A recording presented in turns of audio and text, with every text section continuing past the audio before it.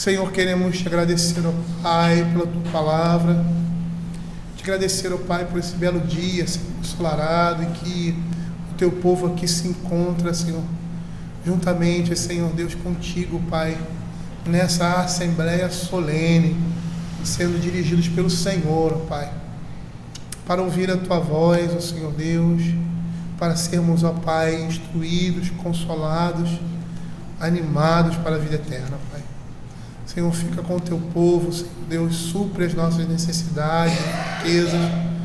Somos falhos, somos pecadores, somos homens, ó Pai, e necessitamos, ó Pai, do teu sustento, da tua força, Senhor, da tua graça sobre nós. Dá-nos essa força, alimenta-nos, ó Pai, pela tua palavra, é o que nós pedimos, em nome de Jesus. Amém. Queridos, vamos abrir a palavra do Senhor em Provérbios capítulo 11, versos 19 a 21.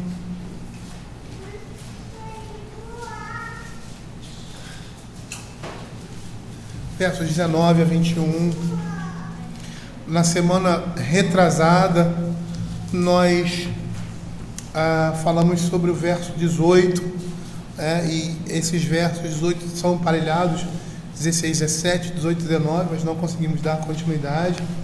E agora nós vamos dar essa continuidade, fechando, se assim conseguimos, com certeza, essa subunidade que fala, como nós vimos anteriormente, do tema da benevolência que traz recompensas para aquele que pratica a justiça e do egoísmo que prejudica aquele que pratica o pecado. E nós vimos que esses versos revelam as recompensas e, consequentemente, os castigos da justiça. O verso 23, que é uma nova subunidade e vai fazer relação, ser, vamos dizer assim, a ponte para a continuidade temática, ele tem uma declaração sumária. O desejo de justos tende para o bem, mas a expectação dos perversos redunda em ira, que é desenvolvida nos versos 18 a 21. O perverso recebe um salário ilusório, mas o que semeia a justiça terá recompensa verdadeira. Tão certo como a justiça conduz para a vida, assim o que segue o mal para a sua morte o faz. Abomináveis para o Senhor são os perversos de coração, mas os que andam em integridade são o seu prazer. O mal é evidente, não ficará sem castigo, mas a geração dos justos é livre. Perceba que nesses versos nós temos essa temática e nós vimos a realidade, a malignidade do pecado e os efeitos também da justiça, que tanto uma quanto outra apresentam uma recompensa certa, assegurada, em que Paulo, lá em Gálatas capítulo 6, 8, vai falar, mostrando essa realidade aqui que nós temos desenvolvidas em Provérbios capítulo 11, que diz assim: porque o que semeia para a sua própria carne colherá a corrupção, mas o que semeia para o Espírito, do Espírito colherá a vida eterna. E nessa perspectiva nós vamos dar continuidade ao verso 19, fechando essa dupla, verso 18 e 19, falando do salário. Esse aqui, esses versos, que vão apresentar e vão intensificar a questão dos versos anteriores, o tema do verdadeiro salário e do salário enganoso. Nesses versos ele é intensificado como vida e morte.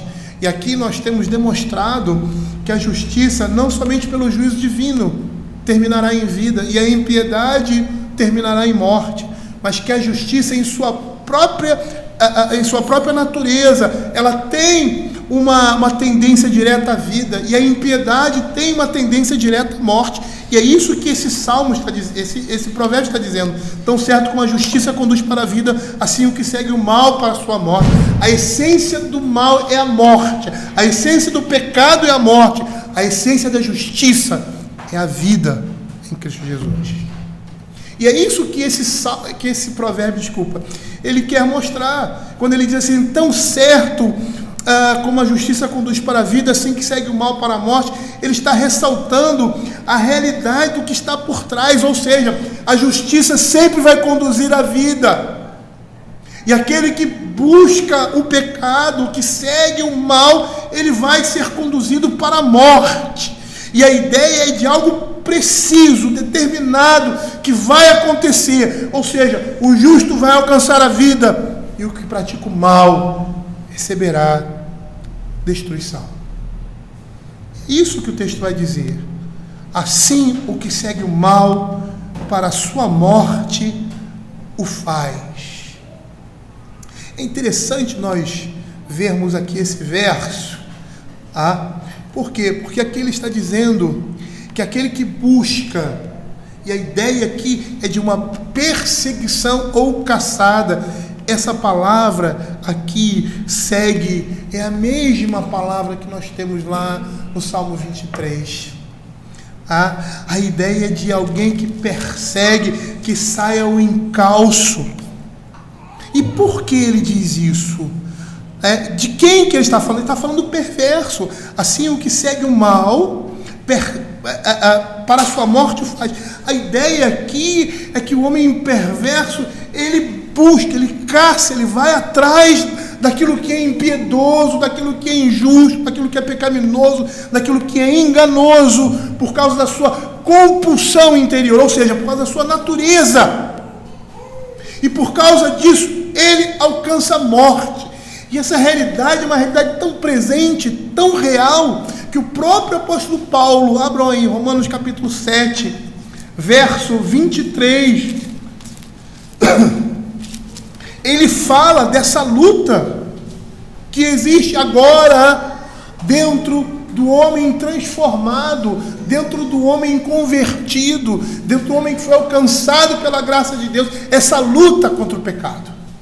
No verso 23 ele diz assim: mas vejo nos meus membros outra lei que guerreando contra a lei da minha mente, me faz prisioneiro da lei do pecado que está nos meus membros. No verso 21 ele diz assim: então, ao querer fazer o bem, encontro a lei de que o mal reside em mim, porque no tocante ao homem interior tenho prazer na lei de Deus. Essa realidade, ela é tão presente e tão verdadeira, que quando nós somos alcançados pela graça de Deus, nós tomamos conhecimento dessas coisas e agora nós lutamos contra elas. Nós não somos mais passivos, nós não somos mais levados, nós não desejamos mais essas coisas. Nós lutamos contra o pecado que está presente na nossa carne. Por isso o apóstolo Paulo fala lá em Gálatas capítulo 5, verso 17, que o Espírito Santo nos foi dado, como ele fala aqui, né? O homem interior, o Espírito Santo nos foi dado para que nós não façamos aquilo que seja da nossa própria vontade. Hoje nós estamos numa nova perspectiva, numa nova ótica. E que ótica é essa? A ótica da aliança, que o Senhor imprime nos nossos corações a sua lei, que o Senhor faz com que o nosso coração se disponha ao Senhor e que reconheça o estado em que nós nos encontramos, que é o estado em que o Senhor abriu os nossos olhos e hoje coloca à nossa disposição um caminho de justiça. E é isso que Provérbios está nos mostrando aqui. O caminho da justiça, o caminho do Senhor. Matthew Henry, ele faz o seguinte comentário: os que se permitem pecar estão se adequando para a destruição. Quanto mais violento é o homem em suas buscas pecaminosas, mais resolutamente ele se predispõe à sua própria destruição. Ele a desperta quando ela parecia adormecer e a apressa quando ela parecia tardar. A linguagem que ele usa aqui é uma linguagem muito forte. Por quê? Porque se nós olharmos o livro de Provérbios, todo o livro de Provérbios, principalmente no seu início, né? Você vê um pai, ou seja, Deus falando ao seu povo para que guarde as suas leis no coração, para que ande nesses caminhos, que são caminhos de vida. São caminhos de vida. E por que ele coloca isso à nossa disposição? Porque hoje em Cristo Jesus nós temos condições de andar nesses caminhos. Efésios capítulo 2, verso 8, vai falar que nós somos feitura criados para as boas obras, para que andássemos. São nessas obras que nós devemos andar. A nossa perspectiva na vida cristã é olhar o caminho do Senhor e trilhá-lo como um caminho de felicidade, como um caminho que vai agradar ao Senhor e vai trazer a nós satisfação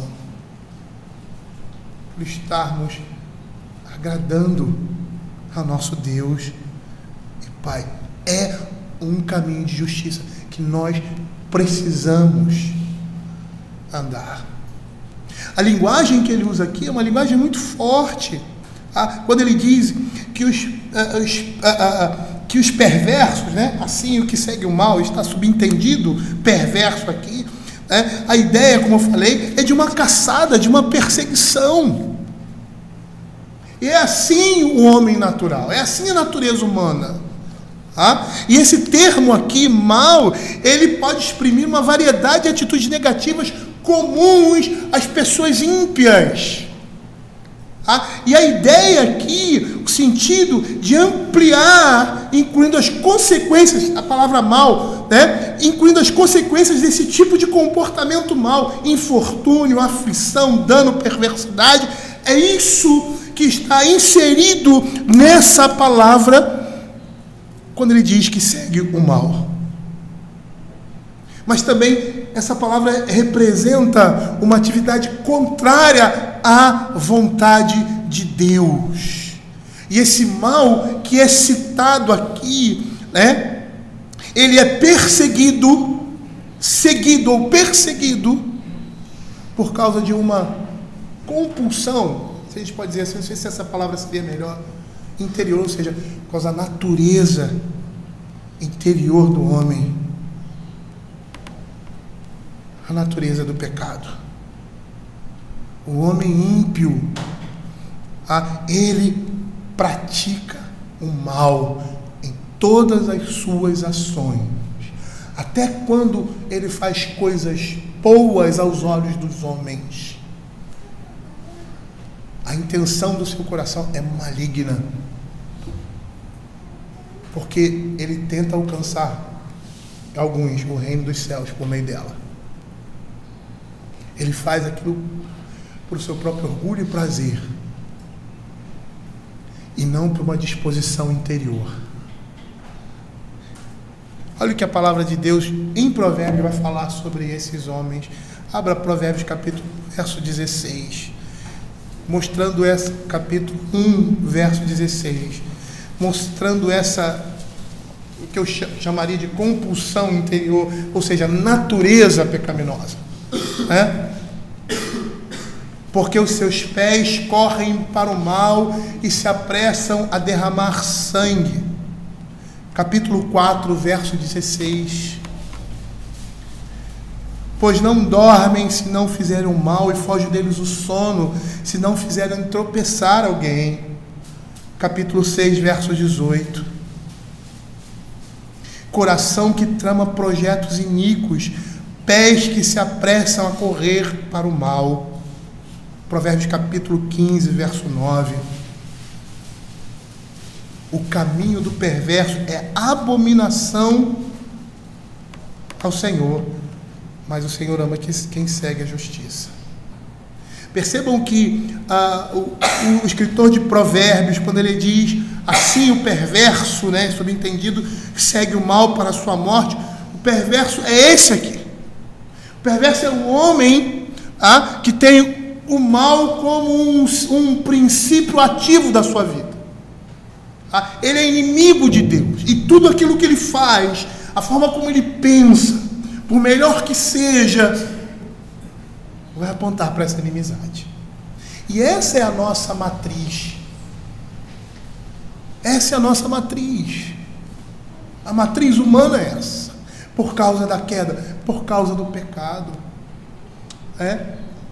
E essa matriz humana ela está presente nas nossas vidas.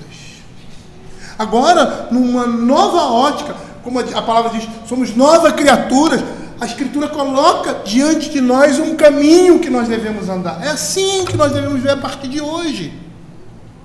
É como uma criança que nasce precisa aprender a viver, ela precisa ser educada. É assim na vida espiritual. É assim na nossa vida diária, no nosso dia a dia. Nós precisamos aprender a apresentar a graça de Deus nas nossas vidas, por meio do nosso comportamento. O apóstolo Paulo, abra Romanos capítulo 3, verso 9, ele fala dessa condição da natureza do ser humano, desprovido da graça de Deus. Esse modo de se comportar buscando o mal. Ele diz assim, que se conclui, temos nós qualquer vantagem? Não de forma alguma. Perceba que uma linguagem é muito semelhante à linguagem de Provérbios, pois já temos demonstrado, tanto judeus como gregos estão debaixo do pecado, como está escrito, não há um justo, não há um sequer, não há quem entenda, não há quem busque a Deus, todos se extraviaram e a uma se fizeram inúteis, não há quem faça o bem, não há um sequer. A garganta deles é sepulcro aberto, com a língua de engano, veneno de víbora está nos seus lábios, a boca eles a têm cheia de maldição e de amargura, são os seus pés velozes para derramar sangue, nos seus caminhos há destruição e miséria, desconheceram o caminho da paz, não há temor de Deus diante dos seus olhos. E é interessante essa linguagem do apóstolo Paulo aqui, quando ele fala sobre isso, ele está falando para judeus e gentios. E ele está dizendo, todos nós estamos na mesma situação, na mesma condição.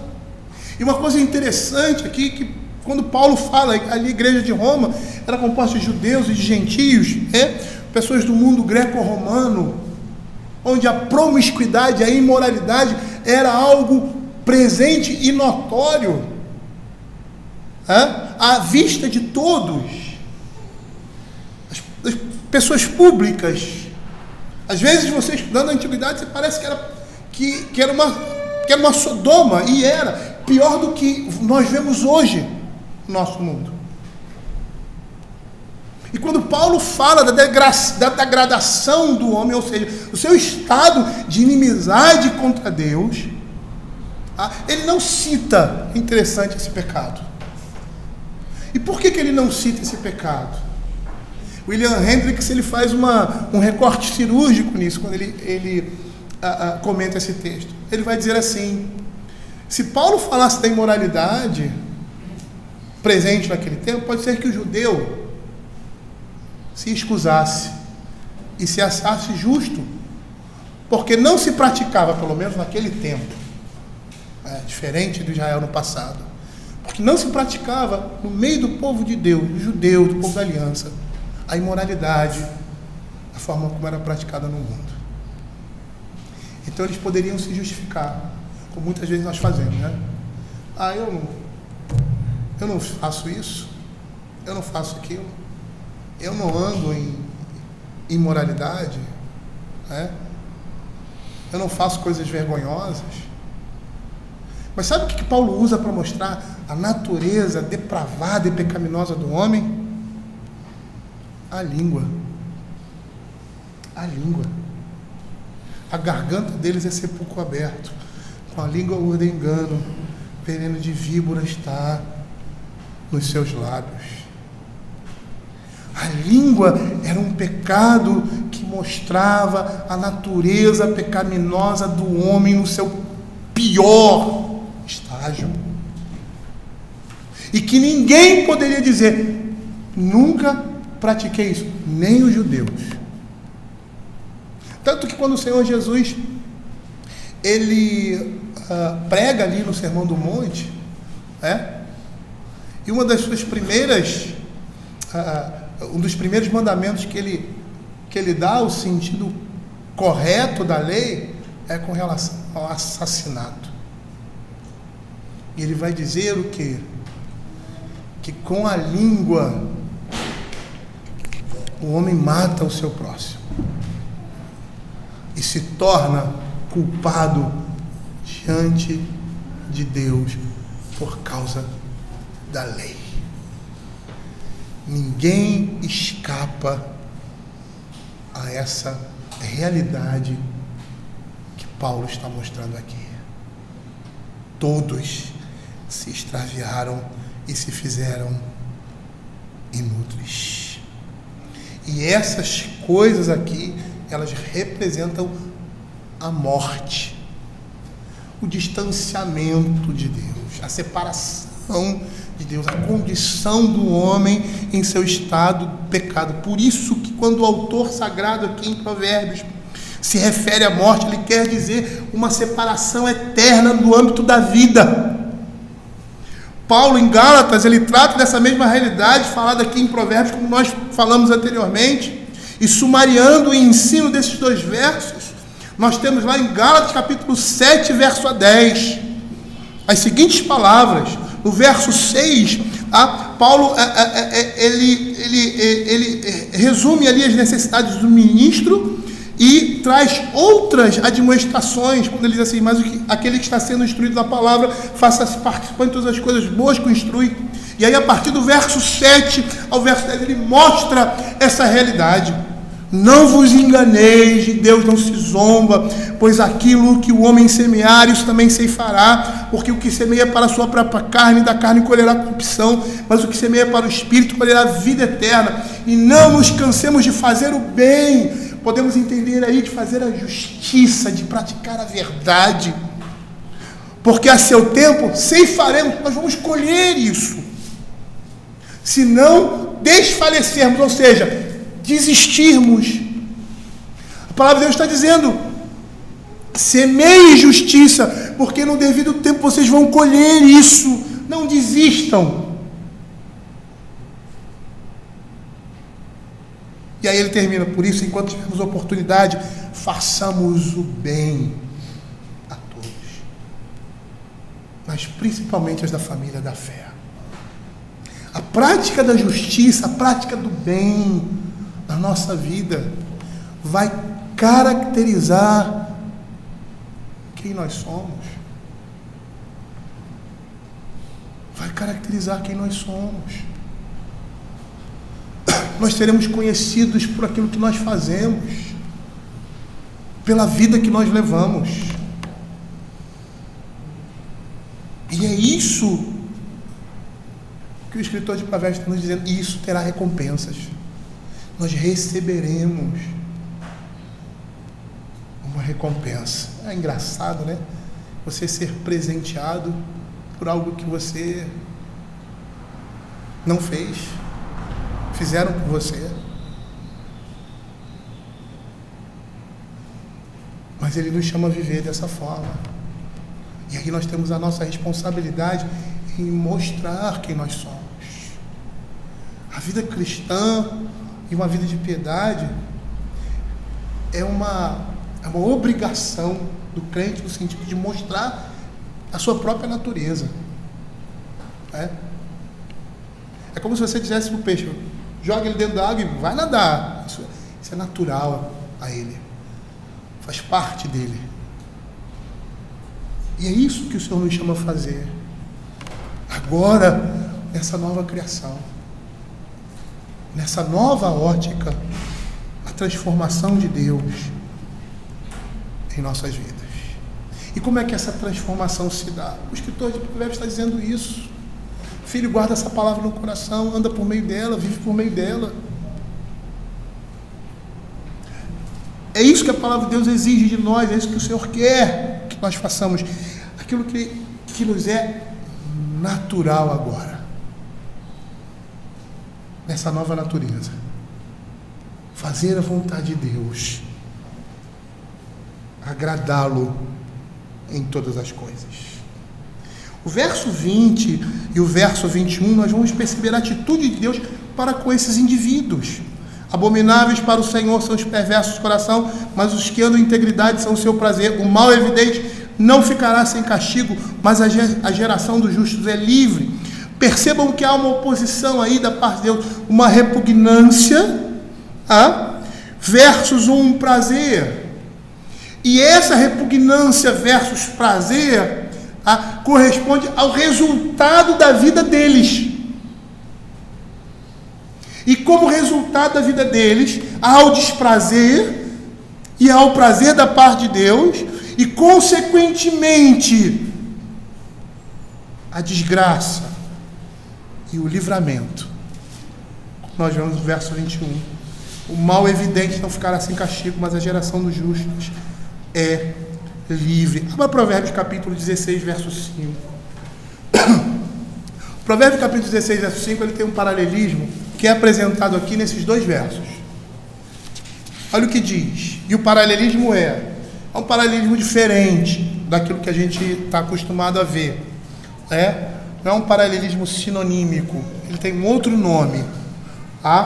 Ele diz assim: abominável é ao Senhor todo arrogante. É evidente que não ficará impune. Então, o paralelo aí é abominável ao Senhor e a certeza de que não ficarão impunes. Esse é o paralelo.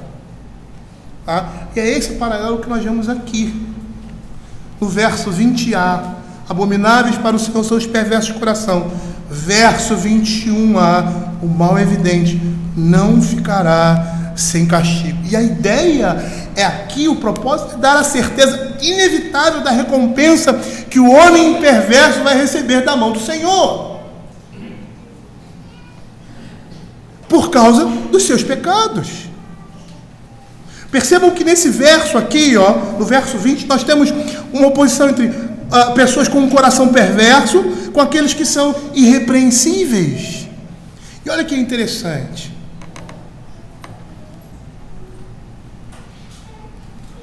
Qual é a diferença de um para o outro? O Novo Testamento vai dizer isso, lá em João capítulo 3, verso 3. Abra aí João capítulo 3, verso 3. João capítulo 3, verso 3. Aí respondeu Jesus: em verdade vos digo, se alguém não nascer de novo, não pode ver o reino de Deus. O perverso não pode ver o reino de Deus, porque ele não nasceu de novo, ele não nasceu do alto. E somente aqueles que nascem do alto, eles podem ver o reino de Deus. Por isso eles são abomináveis ao Senhor. Esses com coração perverso, eles se colocam contra Deus e contra o próximo, que Provérbios fala muito em comunidade aqui.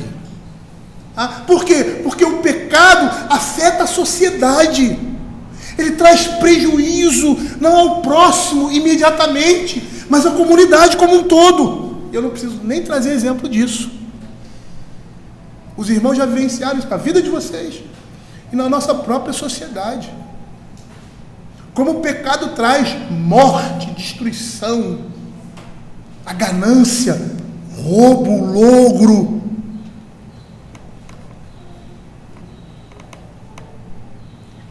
O pecado é uma afronta contra Deus, é uma afronta contra a comunidade.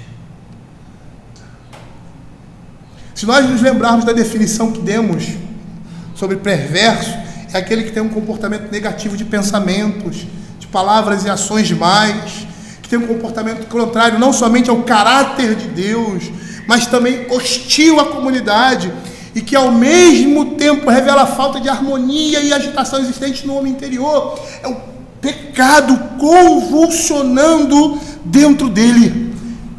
Esses são abomináveis para o Senhor. Por isso, quando Paulo escreve lá em Efésios capítulo 2, ele fala que são filhos da ira por natureza. A ideia é essa.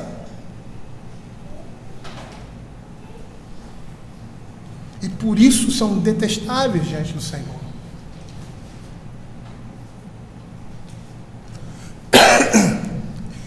Eu sei que vocês, muitos aqui são pais, né? Alguns estão caminhando, outros já passaram. E você já passou por uma situação de você ver... Eu passei por essa situação, não como pai, mas como irmão mais velho. De você ter uma vizinha, ela ter uma filha, e aquela menina era extremamente má cruel, né? Eu estou falando da minha irmã mais nova, né? Às vezes estavam brincando, ela por maldade puxava o cabelo dela, batia nela, e aquilo me revoltava. Eu ficava revoltado. Mas sabe o que me deixava mais triste? É ver minha irmã fazendo esse tipo de coisa. Porque na minha mente vinha quem? Aquela menina. E ela era perversa. E aquilo me entristecia. Apesar de não ter um sentimento paterno ali presente, né, e ter esse tipo de sentimento presente, mas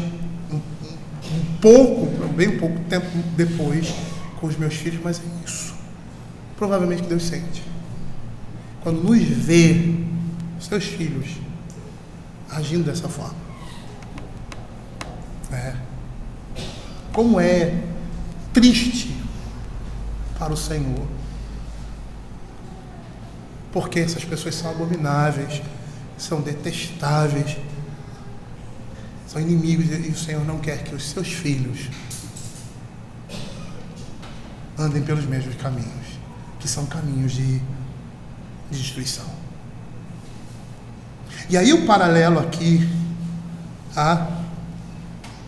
mas os que andam em integridade são o seu prazer, ou seja, os homens perversos, os homens que andam segundo o seu coração, eles são abomináveis, são detestáveis para o Senhor, mas aqueles que andam em integridade têm o prazer do Senhor. Esses que andam em integridade, eles são comprometidos com Deus e com a comunidade, com o próximo. Os perversos são abominação para o Senhor, algo repugnante, algo que causa náuseas, suscitando a indignação de Deus. Mas os seus filhos, os que andam em integridade, encontram o favor do Senhor.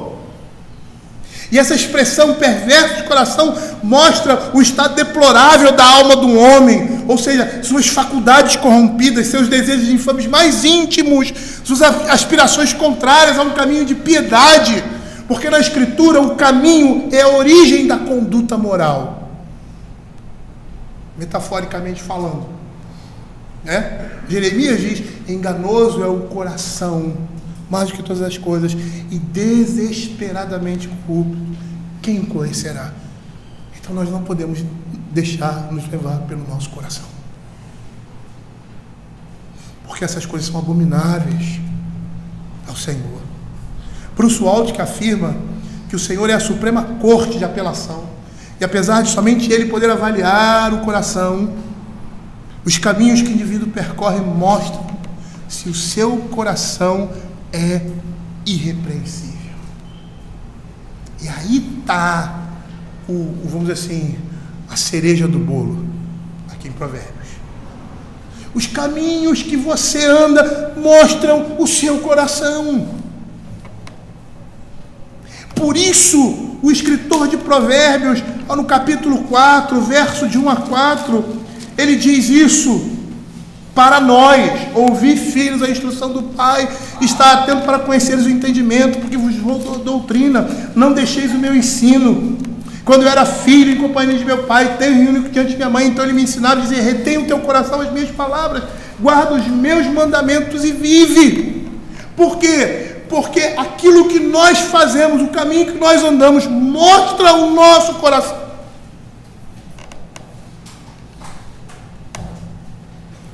No capítulo 3, verso 1 também: filho meu, não te esqueças dos meus ensinos, e o teu coração guarde os meus mandamentos.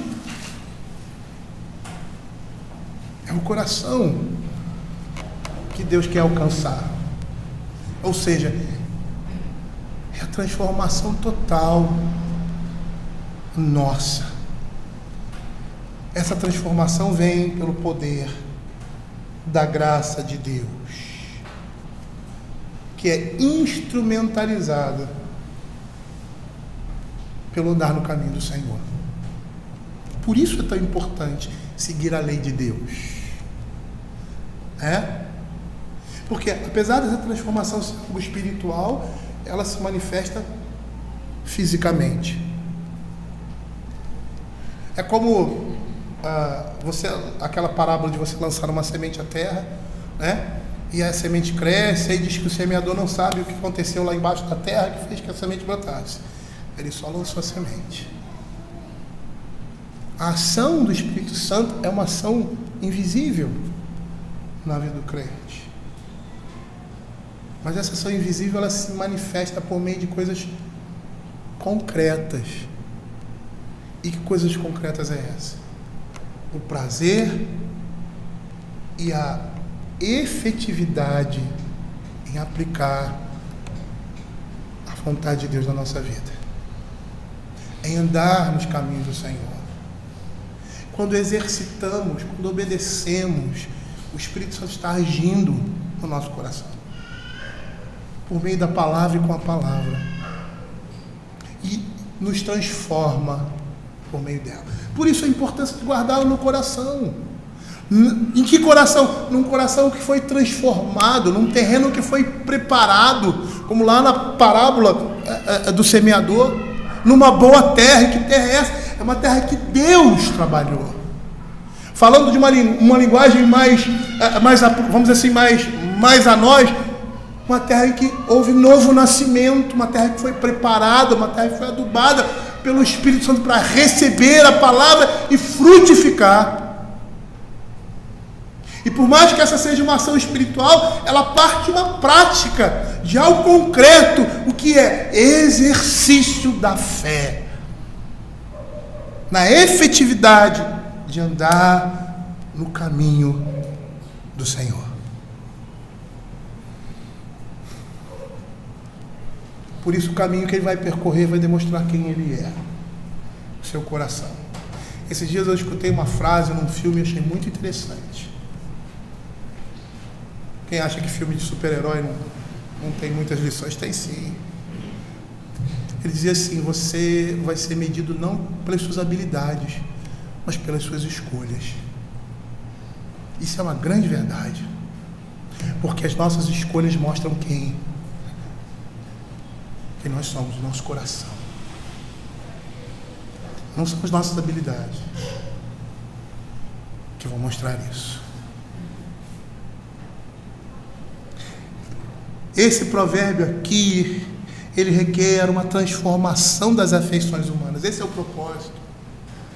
A fim de que essas afeições elas possam corresponder às afeições de Deus. Abomináveis são para o Senhor os perversos de coração, mas os que andam em integridade são o seu prazer.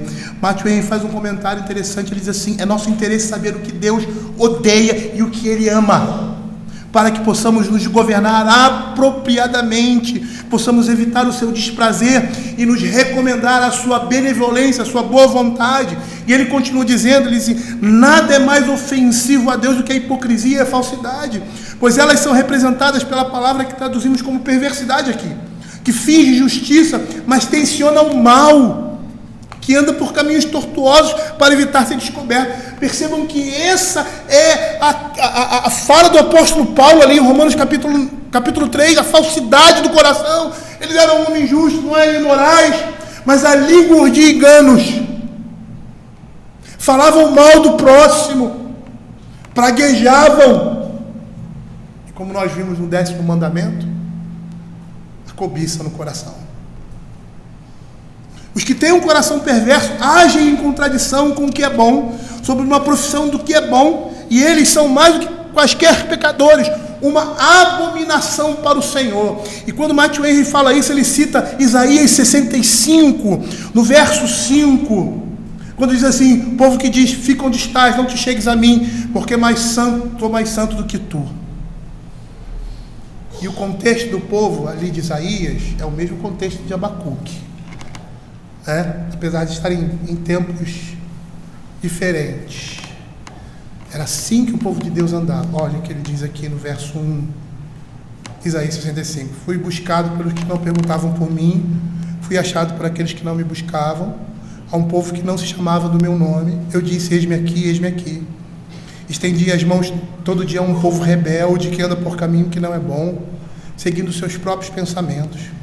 Povo que de contínuo me irrita abertamente, sacrificando em jardins, queimando incenso sobre altares de tijolos, que mora entre as sepulturas e passa as noites em lugares misteriosos. Isso aqui não é linguagem metafórica não, viu?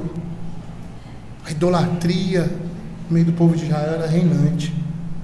Come carne de porco e tem no seu prato ensopado carne abominável. Povo que diz, diante disso tudo, fica onde está, não te chegues a mim, porque sou mais santo do que tu. És no meu nariz como fumaça de fogo que arde o dia todo. Eis que está escrito diante de mim, e não me calarei, mas eu pagarei, vingar-me-ei totalmente das vossas iniquidades, e juntamente das iniquidades de vossos pais, o Senhor, os quais queimaram incenso nos montes e me afrontaram nos outeiros, pelo que eu vos medirei totalmente a paga, devido às suas obras antigas. E é interessante que, apesar do povo de Deus ter sofrido juízo por causa do seu pecado, e por mais que no meio desses tinham pessoas fiéis, remanescentes fiéis, Cristo assumiu isso. Foi nele que o pecado do seu povo foi vingado. Esses versos aqui que Martin Henry cita, ele condena uma santidade espúria dos rebeldes e uma falsa piedade.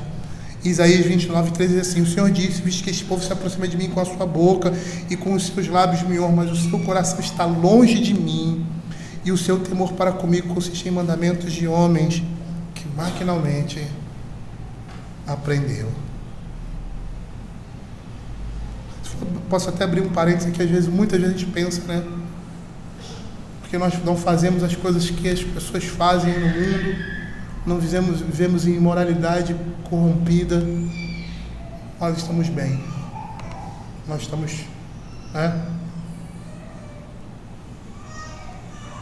mas o nosso coração está distante do Senhor, a nossa língua urde enganos,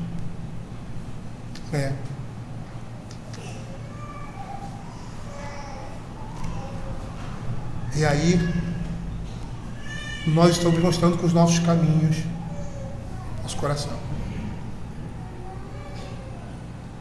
O que esse texto vai nos dizer a partir disso aí? Os que andam em integridade são o seu prazer. Devemos ser sinceros nos nossos corações e constantes no caminho do Senhor. Eu não sei se vocês conseguiram entender que a ótica da Escritura com relação às boas obras, traduzindo a uma vida de piedade, é completamente diferente do que nós vemos por aí. Completamente diferente. Completamente diferente. Miqueias resume também um profeta menor aquilo que o Senhor exige de nós. Ele te declarou ao homem o que é bom e o que é e que é o que o Senhor pede de ti, que pratiques a justiça, ames a misericórdia e andes humildemente com o teu Deus. Esses são caminhos de justiça.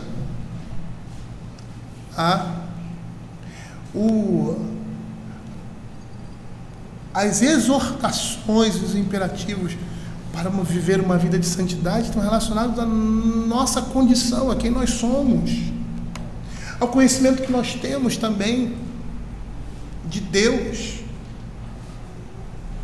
ao progresso que nós devemos desenvolver nesse mundo lutando contra o pecado.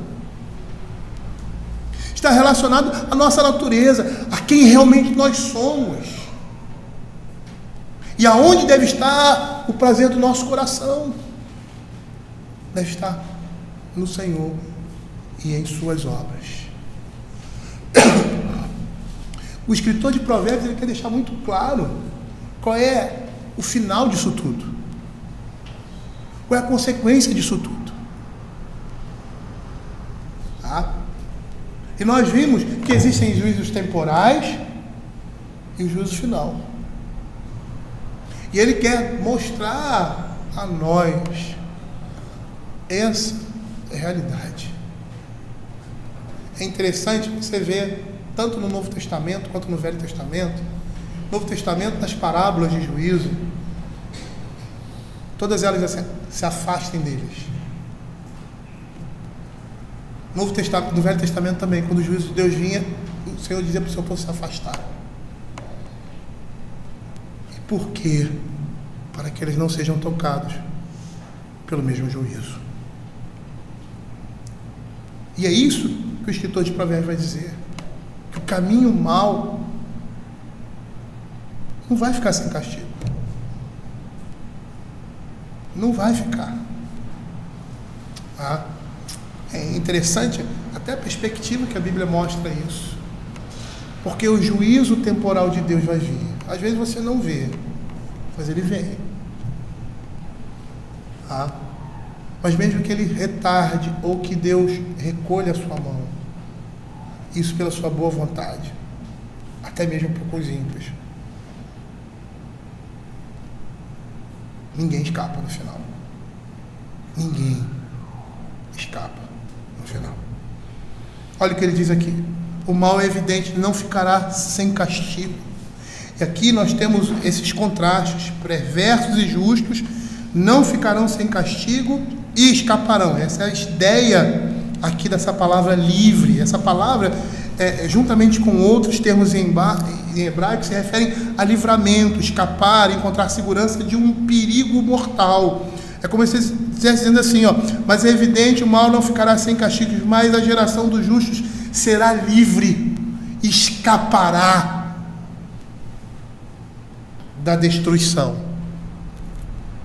E essa palavra, geralmente, ela está referida, ela recai sobre o livramento de Yahvé no Velho Testamento com relação ao seu povo. É Deus quem livra o seu povo.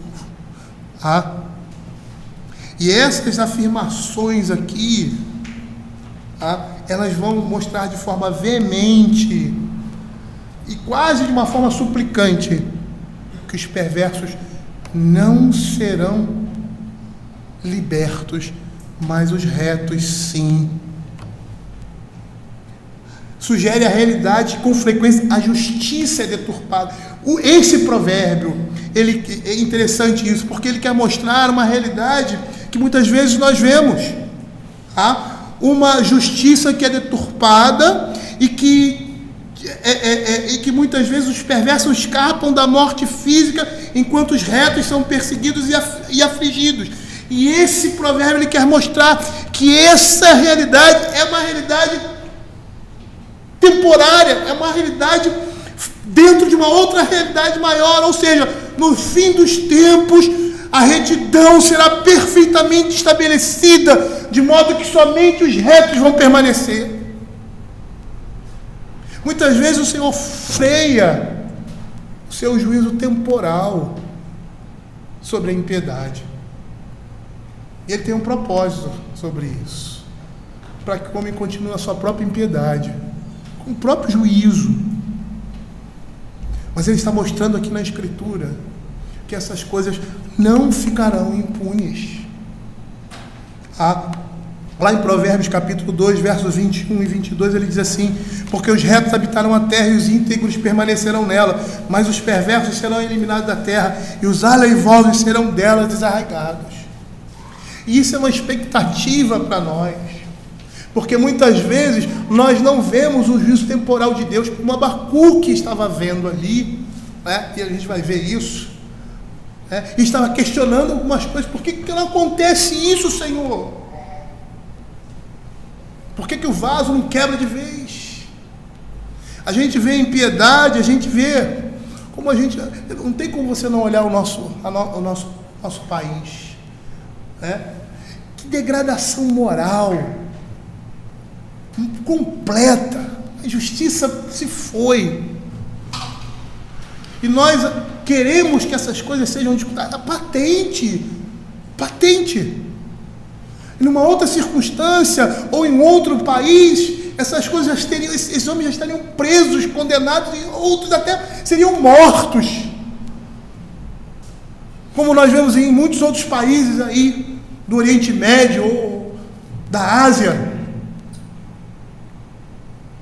E às vezes nós vemos essas coisas, estamos vendo isso no nosso mundo, nossa realidade no país. É podridão atrás de podridão, podridão atrás de podridão.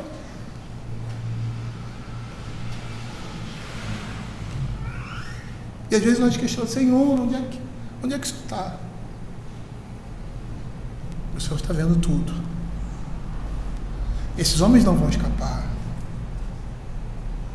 E a única forma de escapar do juízo final é eles se arrependerem dos seus pecados e se voltarem para Deus.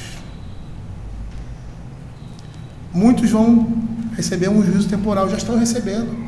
Outros vão passar de fininho, como estão passando. Mas Deus vai exercer a sua justiça. E no final, a retidão e a justiça vencerão. E nós precisamos ter paciência e sermos tratados por Deus, porque todos nós estamos sendo tratados. E eu estou falando da circunstância que nós vivemos no país.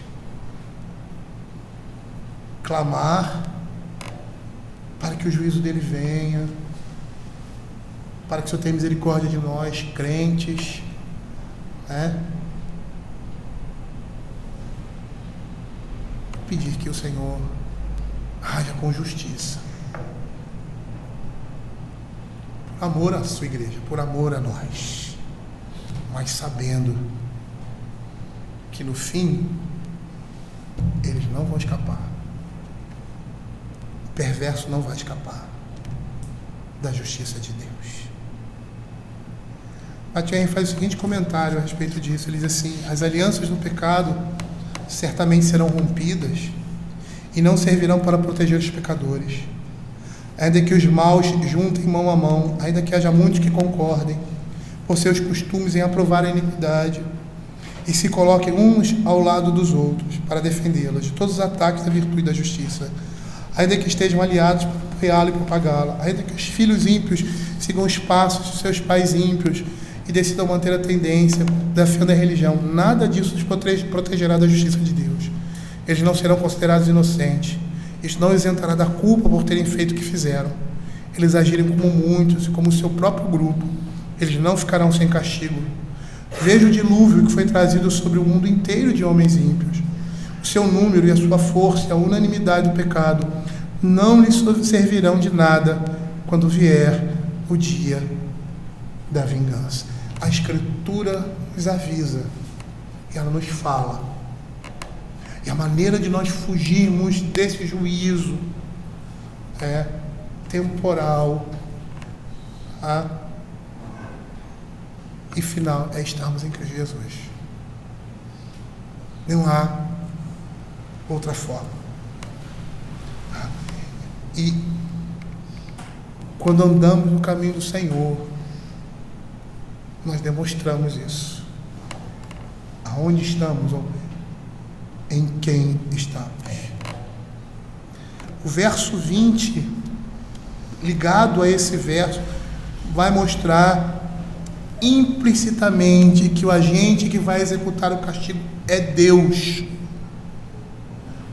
Porque a sua indignação moral condena os culpados à morte. Essa é a justiça divina. O verso 19 vai dizer assim: tão certo como a justiça, verso 19, conduz para a vida, assim o que segue o mal para a sua morte o faz. E esse verso, provérbio, ele vai afirmar, de certa forma, a retidão suprema de Deus, com base na sua natureza, que é justa e santa. E o final, esse provérbio conclui a unidade sobre a verdadeira e a falsa recompensa de uma maneira dramática e decisiva, como ele diz aqui: mas a geração dos justos é livre. É interessante porque o que está em jogo aqui é a herança da religião. A geração dos justos é livre. A herança da religião será abençoada. A semente dos justos que segue os passos da justiça, ainda que possa cair em aflições devido ao tempo, ela escapará. E embora essa justiça possa vir lentamente para punir os ímpios, e a misericórdia também possa vir lentamente para salvar os justos, ainda assim, elas virão, com certeza. O Senhor jamais abandona o seu povo. O mal é evidente, não ficará sem castigo, mas a geração dos justos é livre. E é interessante que a gente vê aqui a importância da família da fé, da continuidade, do ensino da palavra de Deus para as gerações seguintes. Porque é isso que vai trazer sobre nós completa libertação e liberdade na palavra de Deus. Eu gostaria de encerrar dizendo algumas coisas que eu já disse. É interessante a palavra de Deus mostrar isso, porque ela mostra às vezes uma realidade que nós não conseguimos ver. Uma justiça que é adiada, um juízo que é adiado. E às vezes na nossa pequena compreensão, parca compreensão, nós não estamos entendendo as coisas que estão acontecendo e vendo a própria boa mão de Deus nisso tudo, com relação aos ímpios. E que é por causa desse adiamento da ira de Deus, da justiça de Deus, que muitos vêm ao Evangelho. O próprio apóstolo Paulo disse isso, que ele era fruto da longanimidade. Por quê? Porque o homem, ele entesoura diariamente juízo sobre si. E por causa da boa mão de Deus, o Senhor refreia a sua própria destruição. A importância que tem, e aqui você vê no livro de Provérbios, que é o pai para o filho, o mestre para o seu discípulo, a importância de vivermos no caminho da justiça como consequência e como evidência de um coração transformado. A responsabilidade e a determinação que temos de fazer o bem, ou seja, fazer o bem é o quê? Andar em justiça, fazer a vontade de Deus, andar nos caminhos do Senhor, é uma necessidade que nós temos. É interessante, que às vezes você não sai de casa pensando assim, cara, hoje eu vou fazer alguma coisa para o meu irmão que vai trazer alívio, descanso e conforto ao coração dele. Mas nós deveríamos pensar dessa forma. Porque todos os dias nós devemos sair de casa e vai sair, hoje eu vou servir ao Senhor. E quando nós entendemos que a questão de andar nos caminhos do Senhor é uma questão que está atrelada à nossa profissão de fé, ao nosso caráter, a quem nós somos, nós vemos como isso é completamente diferente do que o mundo prega sobre boas obras, porque essas coisas fazem parte da nossa natureza e agora elas devem estar presentes em nós e nós devemos buscá-las, sabendo que dentro de nós existe um inimigo, aliado de Satanás, que luta contra a nossa própria alma e contra nós mesmos, mas que, segundo a palavra de Deus, já está vencido, e foi subjugado na cruz de Cristo. Vamos orar.